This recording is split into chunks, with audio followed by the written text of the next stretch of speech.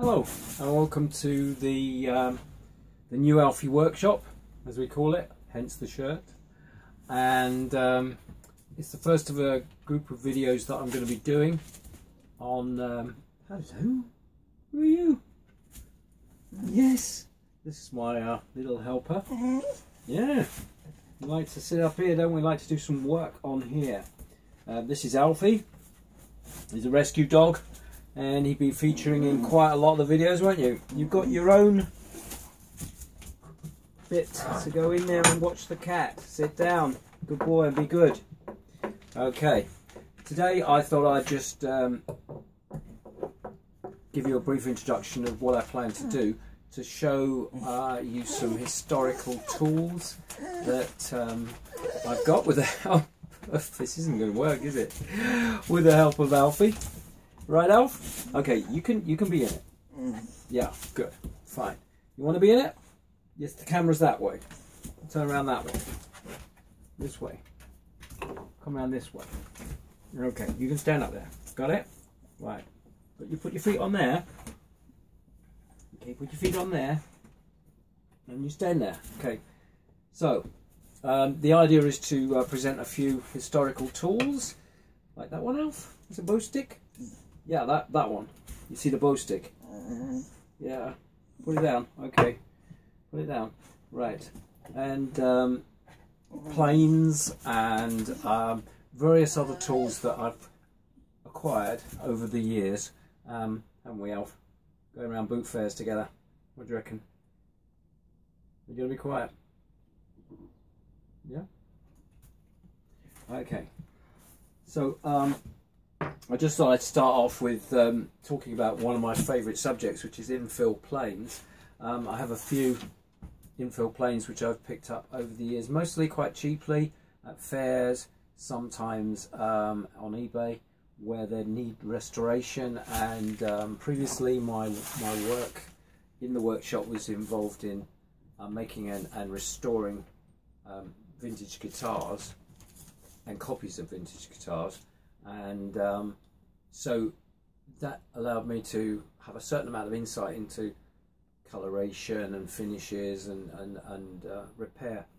And so I started to buy these cheap infills because I simply couldn't afford to buy them, and restore them back to their normal, back to their natural beauty. The principle of an infill plane, any infill plane, is that it's infilled. Usually it's some form of exotic wood infilling a metal body, and it was the successor, or it kind of went in parallel with the typical wooden plane that a jointer or cabinet maker would have used back then, the smoother and the jack plane. Now, if you notice, there's a great similarity between these two. This basically is a posher version of this one, and it's not really known when the British infill plane started to be made. There are a number of companies that were quite famous in making them. Matheson, Spears in Scotland, hence the British, not English, and Norris, of course, in London, amongst others. They come in different shapes and sizes, and there's all different uses for each one of the planes. But in this particular instance, this is called a panel plane. It's the typical length, around about 14, 15, 16 inches of that length, and used for making and finishing and smoothing panels in furniture. I've just put a piece of beechwood, a small piece of beechwood on here, quarter sawn beechwood, which would have been used in making these sort of planes because of the stability of quarter sawn wood. And just to give you a rough view on this type of infill plane and why it's so good, is that there's a sheer volume and mass of weight to the steel that that allows it to have a momentum of its own. And unlike the lighter wooden planes, it's a different technique to using it. You really don't need an awful lot of pressure to get beautiful, catch it, Alf, shavings, and it really is quite a therapeutic. I don't know if you want to see, if you can see that shaving there. Can you see that, Alfie? Here it comes. Got it! Yay! So they're highly prized now, because it's not, as my dear friend Douglas says, down to the actual shaving itself, not the transparency of the shaving. Let me just show you for a moment the transparency of this. It's quite remarkable. The only time you'll really get a type of shaving of that quality would be on the Japanese plane, as they're famous for. But it's, as my mate Douglas says, it's not the quality of the shaving, is it, Alf? No. What is it the quality of? You tell everyone. It's the smoothness of the wood, isn't it? The bow stick. Is that smooth? Are we talking smooth here? It's soft on your paws. You'd like to go over there? And I'll cut you another one. You want me to cut you another one? Get your paws off. Get your paws off. You're scratching the wood.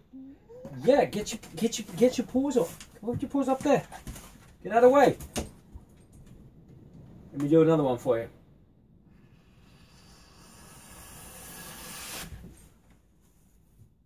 And as you can see, I won't keep doing this because we'll run out of wood eventually. But if you compare this with what you can achieve with a normal DIY type plane, you can now see what. Yes, you can have it in a minute. You can have it in a minute. You can see why this type of plane is sought after across the world. So I'm also very interested in wooden planes. Not sure if this one is set up. Wasn't intended to use it, but give you a rough idea. Quite a rough. I'm sure I can get a better. I set this quite coarse for hogging off wood. But this beech has got a fair amount of tear out on it, because there's grain reversal in some places, and if I just take the panel plane after slicing it off and start to remove that, you can see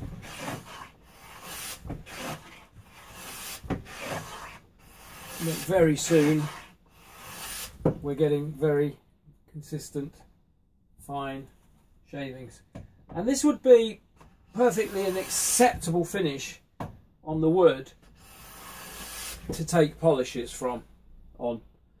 So the carpenter would, or the cabinet maker or joiner would be able to go straight from the wood to the actual built product. Old French vice, it might still works. In fact, it's ridiculously strong. It is the finish on the wood that is important. It's glass, perfectly glass-like, and reasonably square. So this is again why they're so sought after. In another episode, I will get them all together and show you the various types, the mitre plane, the rebate planes that there are, some more panel planes and some smoothing planes. They come in all shapes and sizes, and some of them are up to 100, 150 years old and are still perfectly good for the job in hand. The construction of this particular one, which was a reproduction, started out with my dear friend Richard Tomes, who sadly died soon after making the dovetail joints in the steelwork The steel is dovetailed base and sides. So this is why it's quite an expensive plane to buy. Having just spent ages setting it up. Just take it apart. The blades, known as irons, are quite substantial beasts. These are, in this particular instance, 6 millimeters thick. It's quite a bit thick, and a very hefty chip breaker.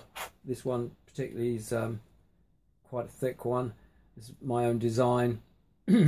Has comes right to the very edge for fine cutting, and lies perfectly flat and very true to the surface of the iron, which is lovingly surface planed, ground by Phil Edwards of Philly Planes. Thank you, Phil. So that's the business end. That's the business end. Then you have the moving on. You have the front infill. This is the front infill. Isn't it, Alf? You want to come and see? Come on, up you come. Okay, Alfie will show you. This is the front infill. Where's the front end? There. And the handle end, and the rear infill. Yeah, that bit. And in the middle is either a lever cap, which is made of brass or gunmetal usually, and a huge screw bolt on the top with the maker's name normally on it. The older ones would have had wedges, which is a set fallback to the old traditional wooden plane. But later on, they had lever caps, which stayed that way until the Stanley Bailey type planes, where they became sprung levers. Some of them have adjusters on them, like the Norris. Personally, toys, not necessary. If you know how to adjust one of these, you know how to adjust one of these, and it really is a case of just practicing. With the blade set, you have a huge nut on there, and therefore you have to use a relatively large-headed screwdriver. This is sprung, so when it's opened, you can slowly, carefully remove the back, and you see that that's a substantially large piece of steel. The design of this, as I mentioned, has a bend to it, and also on my design there is a scallop that is milled into there to give a ridge, a bevel if you like, on the front, which is as true and as honed as the iron itself. So when the two go together, there is a perfectly flat and mated surface. And you can if you want to do rough cuts, draw it back a bit and put it like that. In some circles they're called chip breakers. Don't really like that idea, although there's a big argument about it. The idea is when you're cutting the wood, the fibres of the wood bend up like that, and the shaving is forced backwards and broken slightly, or the cells are broken, and that allows for the next cells to be cut as you progress down the piece of wood.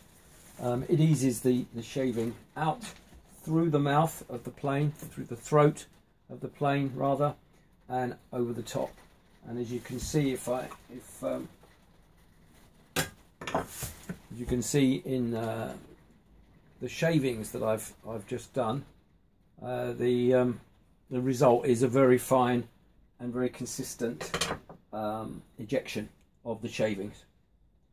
And that's the anatomy of one of these. The other really important thing, and you can see particularly on this one, I don't know if we can get reflections on this at some point, but you can see that the surface of the plane, the sole, needs to be flat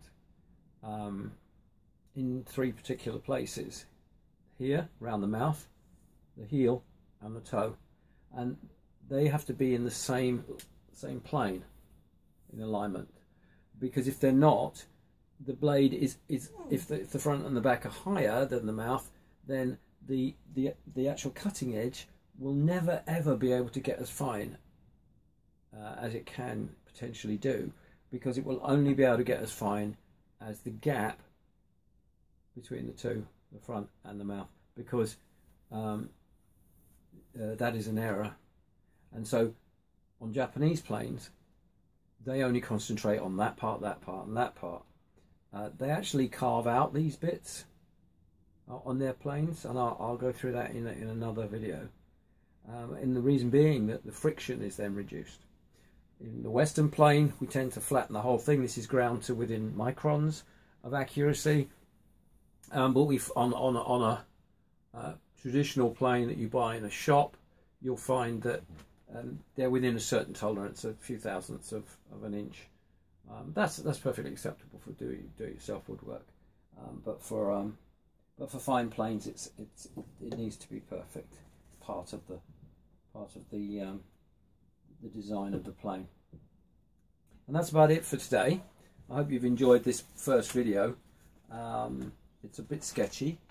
I don't know quite how ALFIE was going to respond, but if you could see down here, there is a tail down here.